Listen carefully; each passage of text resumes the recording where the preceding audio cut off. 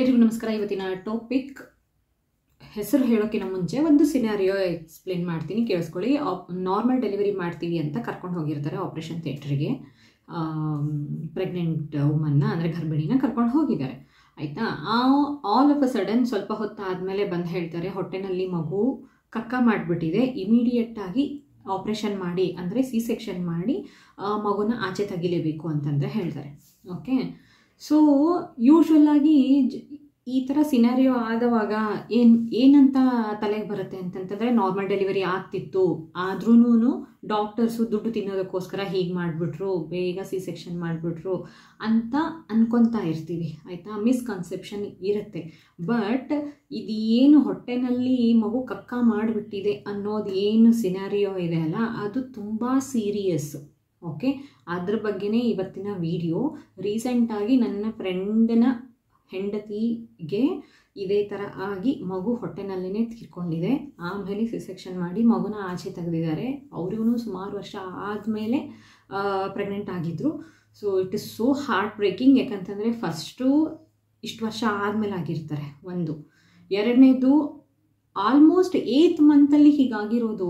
ಆಮೇಲೆ ಈ ಥರ ಮಗುನ ಹೊಟ್ಟೆನಲ್ಲೇ ಕಕ್ಕ ಮಾಡುವಂಥ ಇನ್ಸಿಡೆಂಟು ಆಲ್ಮೋಸ್ಟ್ ಯಾವಾಗುತ್ತೆ ಅಂತಂತಂದರೆ ಡೆಲಿವರಿ ಹತ್ತಿರ ಇದ್ದವಾಗ. ಯೂಶ್ವಲ್ ಆಗಿ ಆಗೋದು ಡೆಲಿವರಿ ಸಮಯದಲ್ಲಿ ಅಥವಾ immediately, I mean 9th month ಅಂದ್ಕೊಳ್ಳಿ. Okay, around 9th month.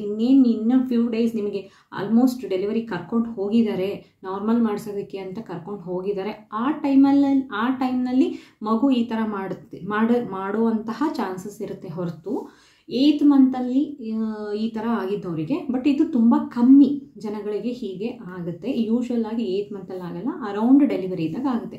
And ಏನು ಅಂತಂತಂದರೆ 8th ಮಂತಲ್ಲಿ 7th ಮಂತಲ್ಲಿ ಮಗು ಹುಟ್ಟಿದ್ರೂ ಕೂಡ NICUನಲ್ಲಿ ಇಟ್ಟು ಮಗುನ ಸಾಕಿ ಮಗುನ ದೊಡ್ಡದು ಮಾಡಿ ಆಮೇಲೆ ನಮ್ಮ ಕೈ ಕೊಡ್ತಾರೆ. ಓಕೆ, ಅಟ್ಲೀಸ್ಟ್ 1 ತಿಂಗಳು ಇಲ್ಲ 2 ತಿಂಗಳು ಮಗುನ ಇಟ್ಟು ಉಳಿಸ್ಕೊಳ್ಳೋ ಪ್ರಯತ್ನನ ಮಾಡ್ತಾರೆ. ಬಟ್ ಯಾವಾಗ ಇದು ಏನು ಹೊಟ್ಟೆನಲ್ಲಿ ಮಗು ಕಕ್ಕ ಮಾಡಿ ಅದನ್ನು ನುಂಗ್ಕೊಂಡ್ಬಿಟ್ಟಿರುತ್ತೆ, ಓಕೆ, ಈ ಸಿಚುವೇಶನನ್ನು ಮೆಕೋನಿಯಮ್ ಆಸ್ಪಿರೇಷನ್ ಸಿಂಡ್ರೋಮ್ ಅಂತ ಕರೀತಾರೆ. ಸೊ ಅದ್ರ ಬಗ್ಗೆನೇ ಇವತ್ತಿನ ವಿಡಿಯೋ. ಮೆಕೋನಿಯಮ್ ಅಂದರೆ ಏನು, ಏನೆಲ್ಲ ಕಾಂಪ್ಲಿಕೇಶನ್ಸ್ ಆಗುತ್ತೆ, ಏನೆಲ್ಲ ತೊಂದರೆಗಳಾಗುತ್ತೆ, ಆ್ಯಂಡ್ ಹೆಣ್ಮಕ್ಳು ಗರ್ಭಿಣಿ ಸ್ತ್ರೀಯರು ಇದ್ರ ಬಗ್ಗೆ ಹೇಗೆ ಕೇರ್ಫುಲ್ಲಾಗಿ ಇರಬೇಕು ಅನ್ನೋದೇ ಇವತ್ತಿನ ವಿಡಿಯೋ. ಮತ್ತೆ ತಡ ನೋಡೋಣ ಬನ್ನಿ. ಸೊ ಫಸ್ಟು ಮೆಕೋನಿಯಮ್ ಅಂದರೆ ಏನು, ಮೆಕೋನಿಯಮ್ ಆಸ್ಪಿರೇಷನ್ ಅಂದ್ರೇನು, ಮೆಕೋನಿಯಮ್ ಆಸ್ಪಿರೇಷನ್ ಸಿಂಡ್ರೋಮ್ ಅಂದರೆ ಏನು ಅಂತ ತಿಳ್ಕೊಳ್ಳೋಣ. ಮೆಕೋನಿಯಮ್ ಅಂತಂದರೆ ಮಕ್ಕಳು ಹುಟ್ಟಿದ ಮೇಲೆ 24ರಿಂದ 48 ಗಂಟೆಯ ಒಳಗೆ ಏನು ಫಸ್ಟ್ ಮಾಡುವಂತಹ ಕಕ್ಕಕ್ಕೆ ಮೆಕೋನಿಯಮ್ ಅಂತ ಕರೀತಾರೆ. ಓಕೆ, ಇದು ಯೂಶಲಾಗಿ ಗ್ರೀನ್ ಕಲರ್ ಇರುತ್ತೆ. ಆ್ಯಂಡ್ ಇದರಲ್ಲಿ ಏನಿರುತ್ತೆ ಅಂತಂತಂದರೆ ಹ್ಯೂಮನ್ ಬಾಡಿ ವೇಸ್ಟ್, ಮಗುವಿನ ಬಾಡಿ ವೇಸ್ಟ್ ಇದರ ರೀತಿಯಲ್ಲಿ ಅಂದರೆ ಗ್ರೀನ್ ಕಲರ್ ಸೆಮಿ ಸಾಲಿಡ್ ರೂಪದಲ್ಲಿ ಹೊರಗಡೆ ಬರುತ್ತೆ. ಅದನ್ನು ಮೆಕೋನಿಯಮ್ ಅಂತ ಕರೀತಾರೆ. ಈಗ ಮಗು ಇದು ಮಾಡೋದು ಯಾವಾಗ, ಹುಟ್ಟಿದ ಮೇಲೆ ಆಗುವಂಥದ್ದು. ಆದರೆ ಹುಟ್ಟೋಕ್ಕಿಂತ ಮುಂಚೆನೇ ಮಗು ಹೊಟ್ಟೆಯೊಳಗೆ ಇದ್ದಾವಾಗಲೇ ಕಕ್ಕ ಮಾಡಿದ್ರೆ ಎಲ್ಲಿ ಹೋಗುತ್ತೆ ಅದು ಕಕ್ಕ? ಮಗುವಿನ ಸುತ್ತ ಇರುವಂತಹ ಆಮ್ನಿಯಾಟಿಕ್ ಫ್ಲೂಯಿಡ್ ಒಳಗಡೆಗೆ ಹೋಗುತ್ತೆ. ಓಕೆ, ಆಮ್ನಿಯಾಟಿಕ್ ಫ್ಲೂಯಿಡ್ ಹೊರಗಡೆಗೆ ಏನಿರುತ್ತೆ, ಒಂದು ತೆಳು ಪದರ ಇರುತ್ತೆ, ಅದರ ಹೊರಗಡೆ ಏನಿರುತ್ತೆ, ಗರ್ಭಾಶಯ ಇರುತ್ತೆ. ಓಕೆ, ಸೊ ಹೊರಗಡೆ ಹೋಗೋದಕ್ಕೆ ಏನು ಬೇರೆ ವೇ ಇರೋದಿಲ್ಲ. ಟಾಯ್ಲೆಟ್ ಮಾಡಿದ್ರೆ ಟಾಯ್ಲೆಟ್ ಬೇರೆ ಕಡೆ ಹೋಗೋಕ್ಕೆ ಏನು ಜಾಗ ಇರೋದಿಲ್ಲ. ಸೊ ಆಮ್ನಿಯಾಟಿಕ್ ಫ್ಲೂಯಿಡಲ್ಲೇ ಇರುತ್ತೆ. ಓಕೆ, ಯಾವಾಗ ಈ ಆಮ್ನಿಯಾಟಿಕ್ ಫ್ಲೂಯಿಡ್ನ ಮಗು ಕುಡಿಯುತ್ತೆ ಅದನ್ನು ಮೆಕೋನಿಯಮ್ ಆಸ್ಪಿರೇಷನ್ ಅಂತ ಕರೀತಾರೆ. ಯಾವಾಗ ಆಮ್ನಿಯಾಟಿಕ್ ಫ್ಲೂಯಿಡಲ್ಲಿ ಮೆಕೋನಿಯಮ್ ಇದೆ. ಓಕೆ, ಯಾಕಂದರೆ ಫಸ್ಟ್ ಟಾಯ್ಲೆಟ್ ಮಾಡಿಬಿಟ್ಟಿದೆ ಮಗು ಆಲ್ರೆಡಿ. ಆ ಟಾಯ್ಲೆಟು ಈ ಆಮ್ನಿಯಾಟಿಕ್ ಫ್ಲೂಯಿಡಲ್ಲಿ ಡಿಸಾಲ್ವ್ ಆಗಿದೆ, ಎಲ್ಲ ಕಡೆಗೂ ಕರಗೋಗಿದೆ. ಆಗ ಕಂಟ್ಯಾಮಿನೇಟ್ ಆಗಿರುವಂತಹ, ಕಲುಷಿತವಾಗಿರುವಂತಹ ಆಮ್ನಿಯಾಟಿಕ್ ಫ್ಲೂಯಿಡ್ನ ಯಾವಾಗ ಮಗು ಕುಡ್ಕೊಳ್ಳುತ್ತೆ ಆವಾಗ ಈ ಮೆಕೋನಿಯಮ್, ಅದು ವೇಸ್ಟ್ ಅಲ್ವಾ, ಅದು ಏನು ಮಾಡುತ್ತೆ, ಲಂಗ್ಸಿಗೆ ಹೋಗುತ್ತೆ. ಓಕೆ, ಯಾವಾಗ ಕುಡಿಯುತ್ತಲ್ಲ ಅದನ್ನು ಮೆಕೋನಿಯಮ್ ಆಸ್ಪಿರೇಷನ್ ಅಂತ ಕರೀತಾರೆ, ಅಂದರೆ ಒಳಗಡೆ ತಗೊಳ್ಳೋದು. ಓಕೆ, ಈ ಮೆಕೋನಿಯಮ್ ಆಸ್ಪಿರೇಷನ್ ಆದಮೇಲೆ ಏನೆಲ್ಲ ಕಾಂಪ್ಲಿಕೇಶನ್ಸ್ ಆಗುತ್ತಲ್ಲ ಅದನ್ನು ಮೆಕೋನಿಯಮ್ ಆಸ್ಪಿರೇಷನ್ ಸಿಂಡ್ರೋಮ್ ಅಂತ ಕರೀತಾರೆ. ಇದು ತುಂಬಾ ಲೈಫ್ ಥ್ರೆಟ್ನಿಂಗ್. ಯಾಕೆ ಅಂತಂತಂದರೆ ಈ ಹ್ಯೂಮನ್ ವೇಸ್ಟ್, ಬಾಡಿ ವೇಸ್ಟ್ ಏನಾಗುತ್ತೆ, ಮಗುವಿನ ಲಂಗ್ಸಿಗೆ ಹೋಗುತ್ತೆ. ಮಗುವಿನ ಲಂಗ್ಸಿಗೆ ಹೋದವಾಗ ಮಗುವಿನ ಲಂಗ್ಸು ಫುಲ್ ಏನು ಬೆಳ್ಕೊಂಡಿರಲ್ಲ ಅಲ್ವಾ. ಸೊ ಇನ್ನೂ ಅಂದರೆ ತುಂಬ ಚಿಕ್ಕದಲ್ವ ಮಗು, ಹುಟ್ಟಿದ ಮೇಲೂ ಎಷ್ಟು ದಿವಸದವರೆಗೂ ಮಕ್ಕಳನ್ನ ನಾವು ನೀಟಾಗಿ ನೋಡ್ಕೋಬೇಕು ಅಲ್ವಾ. ಅಂಥದ್ದು ಹೊಟ್ಟೆನಲ್ಲಿರೋ ಮಗು ಎಷ್ಟು ಸೂಕ್ಷ್ಮವಾಗಿರುತ್ತೆ ಅನ್ನೋದು ಯೋಚನೆ ಮಾಡಿ. ಓಕೆ, ಇದೇನಾಗುತ್ತೆ, ಮೆಕೋನಿಯಮ್ಮು ಲಂಗ್ಸಿಗೆ ಹೋಗಿ ಏರ್ವೇಸ್ನೆಲ್ಲ ಬ್ಲಾಕ್ ಮಾಡುತ್ತೆ, ಮಗುವಿಗೆ ಉಸಿರಾಟಕ್ಕೆ ತೊಂದರೆ ಆಗುತ್ತೆ ಆ್ಯಂಡ್ ಮಗು ತೀರ್ಕೊಳ್ಳುತ್ತೆ. ಓಕೆ, ಇದು ಆಗೋದು ಯೂಶ್ವಲ್ ಆಗಿ. ಸೊ ಏನೆಲ್ಲ ಪ್ರಾಬ್ಲಮ್ ಆಗುತ್ತೆ, ನನ್ನ ಫ್ರೆಂಡಿಗೆ ಇದೇ ಆಗಿದೆ ಅಂತ ಅನಿಸುತ್ತೆ, ಹೀಗಾಗಿನೇ ಮಗು ಒಳಗಡೆ ತೀರ್ಕೊಂಡಿದೆ, ಬಟ್ ಇವ್ರಿಗೆ ಗೊತ್ತಾಗಿಲ್ಲ. ಆಮೇಲೆ ಡಾಕ್ಟ್ರ್ ಹತ್ರ ಹೋದವಾಗ ಬೈ ದಟ್ ಟೈಮ್ ಇರಲಿಲ್ಲ. ಓಕೆ, ಮೆಕೋನಿಯಮ್ಮು ಹ್ಯೂಮನ್ ವೇಸ್ಟ್ ಅಲ್ವಾ, ಬಾಡಿ ವೇಸ್ಟ್ ಅಲ್ವಾ. ಸೊ ಹಾಗಾಗಿ ಯಾವಾಗ ಮಕ್ಕಳು ಹೊಟ್ಟೆನಲ್ಲಿ ಇರುವಾಗಲೇ ಪಾಸ್ ಮಾಡುತ್ತೆ, ಕಕ್ಕ ಪಾಸ್ ಮಾಡುತ್ತೆ, ಅದರಿಂದ ಇನ್ಫೆಕ್ಷನ್ ಆಗುವಂತಹ ಸಾಧ್ಯತೆ ಇರುತ್ತೆ ಮಗುಗೆ. ಓಕೆ, ಆ್ಯಂಡ್ ಇನ್ಫೆಕ್ಷನ್ ಆಗಬಹುದು, ಆ್ಯಂಡ್ ಲಂಗ್ಸ್ ಬ್ಲಾಕ್ ಆಗಬಹುದು, ಉಸಿರಾಟಕ್ಕೆ ತೊಂದರೆ ಆಗಬಹುದು, ಉಸಿರಾಟ ಸ್ಟಾಪ್ ಆಗಬಹುದು, ಆ್ಯಂಡ್ ಪರ್ಸಿಸ್ಟೆಂಟ್ ಪಲ್ಮನರಿ ಹೈಪರ್ಟೆನ್ಷನ್ ಆಗ್ಬೋದು, ಕೊಲ್ಯಾಪ್ಸ್ಡ್ ಲಂಗ್ಸ್ ಸಂಪೂರ್ಣವಾಗಿ ಕೆಲಸವನ್ನೇ ಮಾಡೋದನ್ನು ನಿಲ್ಲಿಸ್ಬೋದು. ಓಕೆ, ಇದೆಲ್ಲ ಯಾವಾಗ ಈ ಕಂಟ್ಯಾಮಿನೇಟ್ ಆಗಿರುವಂತಹ ಅಂದರೆ ಮೆಕೋನಿಯಮಿಂದ ಕಲುಷಿತಗೊಂಡಿರುವಂತಹ ಆಮ್ನಿಯೋಟಿಕ್ ಫ್ಲೂಯಿಡ್ನ ಮಗು ಯಾವಾಗ ತಗೊಳುತ್ತೆ, ಕುಡಿಯುತ್ತೆ, ಆವಾಗ ಇದೆಲ್ಲ ಪ್ರಾಬ್ಲಮ್ ಆಗುತ್ತೆ. ಓಕೆ, ಇದು ಏನು ಇನ್ನೊಂದೇನು ಅಂತಂತಂದರೆ, ಇದೆಲ್ಲ ಮುಂಚೆನೇ ಆಗಿ ಸೊ ಹುಟ್ಟಿದ ಮೇಲೆ ಮೆಕೋನಿಯಮ್ ಪಾಸ್ ಮಾಡಬೇಕಲ್ವ ಮಗು, ಆದರೆ ಹೊಟ್ಟೆನಲ್ಲಿ ಇದ್ದಾವಾಗಲೇ ಪಾಸ್ ಮಾಡಿದೆ ಅಂತಂತಂದರೆ ಏನೆಲ್ಲ ಕಾರಣ, ಯಾವ ಕಾರಣದಿಂದ ಈ ಥರ ಆಗಬಹುದು ಅಂತಂದರೆ, ಒಂದು ಪ್ಲೆಸೆಂಟಲ್ ಇನ್ಸಫಿಷಿಯನ್ಸಿ, ಅಂದರೆ ಫಸ್ಟ್ ಥಿಂಗು ಪ್ಲೆಸೆಂಟಾನೇ ಅಲ್ವಾ ಮಗುಗೆ ತಾಯಿಗೂ ಕನೆಕ್ಷನ್ನು, ಮಗುಗೆ ಏನೇನು ಬೇಕು ಅದೆಲ್ಲ ಬರೋದು ಪ್ಲೆಸೆಂಟಾ ಥ್ರೂನೇ ಅಲ್ವಾ. ಯಾವಾಗ ಈ ಪ್ಲೆಸೆಂಟ ಸರಿಯಾಗಿ ಕೆಲಸ ಮಾಡ್ತಾ ಇರೋಲ್ಲ, ಆ ಟೈಮಲ್ಲಿ ಮಗುವಿಗೆ ಸೇರಬೇಕಾದಂತಹ ನ್ಯೂಟ್ರಿಯೆಂಟ್ಸ್ ಆಗಿರ್ಬೋದು, ಆಕ್ಸಿಜನ್ ಆಗಿರ್ಬೋದು ಸರಿಯಾದ ಪ್ರಮಾಣದಲ್ಲಿ ತಲುಪದೇ ಇದ್ದವಾಗ ಅವಾಗ ಯಾವಾಗ ಮಗುಗೆ ಡೆಫಿಷಿಯನ್ಸಿ ಇರುತ್ತೆ, ಯಾವಾಗ ಮಗುವಿಗೆ ಆಕ್ಸಿಜನ್ ಎಷ್ಟು ಬರಬೇಕು ಅಷ್ಟು ಸಪ್ಲೈ ಆಗ್ತಾ ಇಲ್ಲ, ಯಾವಾಗ ನ್ಯೂಟ್ರಿಯೆಂಟ್ಸ್ ಎಷ್ಟು ಬೇಕೋ ಅಷ್ಟು ಬರ್ತಾ ಇಲ್ಲ ಅಂತವಾಗ ಈಗ ನಮಗೆ ಮೂಗು ಕ್ಲೋಸ್ ಮಾಡ್ಕೊಂಡು ಎಷ್ಟು ಸೆಕೆಂಡ್ಸ್ ಇರ್ತೀರಾ, ನಿಮಗೆ ಆಕ್ಸಿಜನ್ ಸಪ್ಲೈ ಇಲ್ಲ ಅಂದ ತಕ್ಷಣ ಮಾಡ್ತೀವಲ್ಲ, this is what it is ಆಯಿತಾ. ಮಗುಗೂ ಕೂಡ ಆಕ್ಸಿಜನ್ ಸಪ್ಲೈ ಯಾವಾಗ ಆಗೋದಿಲ್ಲ ಆವಾಗ ಮಗು ತನ್ನ ಫಸ್ಟ್ ಟಾಯ್ಲೆಟ್ನ ಪಾಸ್ ಮಾಡುತ್ತೆ, ಆಮ್ನಿಯೋಟಿಕ್ ಫ್ಲೂಯಿಡ್ ಒಳಗಡೆ ಹೋಗುತ್ತೆ ಅದು.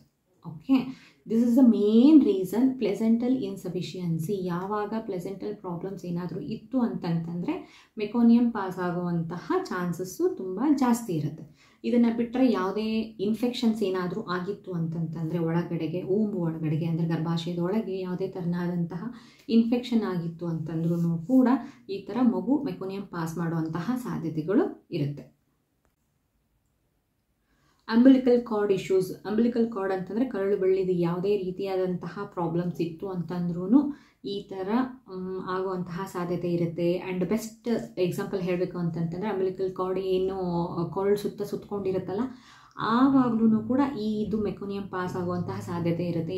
ಹೇಗೆ ಅಂತಂತಂದರೆ ಯಾವಾಗ ಅಂಬಿಲಿಕಲ್ ಕಾರ್ಡು ಒನ್ ರೌಂಡ್ ಇದ್ದರೆ ಏನೂ ಆಗಿರಲ್ಲ, ಯೂಶ್ವಲಾಗಿ ಏನೂ ಆಗಲ್ಲ. ಆ್ಯಂಡ್ 2 ರೌಂಡು 3 ರೌಂಡು ಎಲ್ಲ ಮಗುವಿನ ಕುತ್ತಿಗೆ ಸುತ್ತ ಯಾವಾಗ ಸುತ್ತಕೊಂಡಿರುತ್ತೆ, ಯಾವಾಗ ಇದು ಟೈಟ್ ಆಗುತ್ತೆ, ಯಾಕಂದರೆ ಮಗು ಮೂವ್ ಆಗ್ತಾ ಇರುತ್ತಲ್ವ ಹೊಟ್ಟೆನಲ್ಲಿ ಆ್ಯಕ್ಟಿವ್ ಆಗಿ ಮೂವ್ ಆಗ್ತಾ ಇರುತ್ತೆ.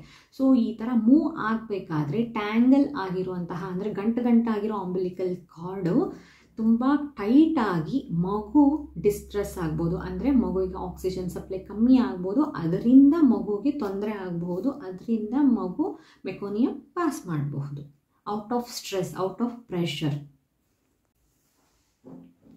ಪ್ರೊಲಾಂಗ್ಡ್ ಆ್ಯಂಡ್ ಕಾಂಪ್ಲಿಕೇಟೆಡ್ ಲೇಬರ್, ಯಾವಾಗ ನಾರ್ಮಲ್ ಡೆಲಿವರಿ ಮಾಡಿಸ್ಬೇಕು ಅಂತಂತ ಟ್ರೈ ಮಾಡ್ತಾ ಇರ್ತಾರೆ, ಆ್ಯಂಡ್ ಗರ್ಭಿಣಿನೂ ಕೂಡ ನಾನು ನಾರ್ಮಲ್ ಡೆಲಿವರಿ ಆಗಲಿ ಅಂತ ಪ್ರಯತ್ನ ಪಡ್ತಾ ಇರ್ತಾರೆ ಅಂದ್ಕೊಳ್ಳಿ.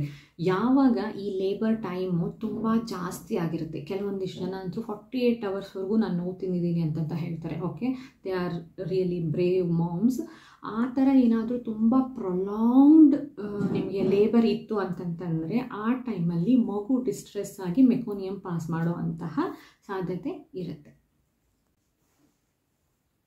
ಸೊ ಹೀಗಾಗಿದೆ ಅನ್ನೋದು ಹೇಗೆ ಗೊತ್ತಾಗುತ್ತೆ, ನಮಗೆ ಹೇಗೆ ಗೊತ್ತಾಗುತ್ತೆ, ನಾವೇನು ಮಾಡಬೇಕು ಹೇಗೆ ಗೊತ್ತಾಗುತ್ತೆ, ಮಗು ಹೊಟ್ಟೆನಲ್ಲಿ ಕಕ್ಕ ಮಾಡಿದೆ ಅನ್ನೋದು ಹೇಗೆ ಗೊತ್ತಾಗುತ್ತೆ ಅಂತಂದರೆ ಯೂಶಲ್ ಆಗಿ ಸ್ಕ್ಯಾನಲ್ಲಿ ಗೊತ್ತಾಗುತ್ತೆ, ಡಾಕ್ಟರ್ಸಿಗೆ ಗೊತ್ತಾಗುತ್ತೆ ಆಮ್ನಿಯೋಟಿಕ್ ಫ್ಲೂಯಿಡಲ್ಲಿ ಮೆಕೋನಿಯಮ್ ಇದೆಯೋ ಇಲ್ವೋ ಅನ್ನೋದು ಗೊತ್ತಾಗುತ್ತೆ. ಸೊ ಸ್ವಲ್ಪ ಡೌಟ್ ಬಂದ್ರೂ ಫರ್ದರ್ ಟೆಸ್ಟ್ಗಳನ್ನ ಡಾಕ್ಟರ್ಸ್ ಮಾಡಿಸ್ತಾರೆ. ಬಟ್ ಮಾಮ್ ಟು ಬಿಗೆ ಅಂದರೆ ಗರ್ಭಿಣಿ ಮಹಿಳೆಯರಿಗೆ ಮನೇಲಿ ಇದ್ದಂಥವ್ರಿಗೆ ಅವ್ರಿಗೆ ಹೆಂಗೆ ಗೊತ್ತಾಗಬೇಕು, ಈಗ 8 ಮಂತಲ್ಲಿ ಯಾವುದೇ ಥರನಾದಂಥ ಸ್ಕ್ಯಾನ್ಸ್ ಇರೋದಿಲ್ಲ ಯೂಶ್ವಲ್ ಆಗಿ. ಓಕೆ, ಗ್ರೋತ್ ಸ್ಕ್ಯಾನ್ ಇರುತ್ತೆ, ಅದನ್ನು ಯಾವಾಗ ಬೇಕಾದರೂ ಡಾಕ್ಟರ್ಸ್ ಮಾಡಿಸ್ಬೋದು. 8th ಮಂತಲ್ಲೇ ಮಾಡಿಸ್ಬೋದು ಅಥವಾ 9th ಮಂತ್ ಸ್ಟಾರ್ಟಿಂಗಲ್ಲಿ ಮಾಡಿಸ್ಬೋದು, 8th ಮಂತ್ ಎಂಡಿಗೂ ಮಾಡಿಸ್ಬೋದು. ಆ ಥರ ಮಾಡಿಸಿದವಾಗ ನಿಮಗೆ ಏನಾಗಿದೆ ಅನ್ನೋದು ಗೊತ್ತಾಗುತ್ತೆ. But it is so accidental, ನಿಮಗೆ 8th ಮಂತ್ನ ಸ್ಟಾರ್ಟಿಂಗಿಗೆ ಈ ಥರ ಆಗಿರಬಹುದು, ಯಾವಾಗ ಬೇಕಾದ್ರೂ ಆಗಬಹುದು ಬಿಕಾಸ್ ಆಫ್ ಎನಿ ರೀಸನ್.